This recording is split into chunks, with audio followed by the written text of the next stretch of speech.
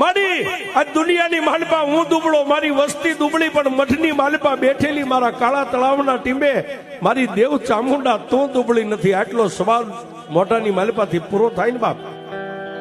આ લાકડાના પાલખની માલપાથી મારી વિષ ભુજાળી ચામુંડા બોલે, હે મારા ભુવા રવા દે હે એ રાજના એકના ટકોરે મારા કાળા મને દુનિયાની માલપા ચામુંડાને હું ટકોર કરે છે બાપ.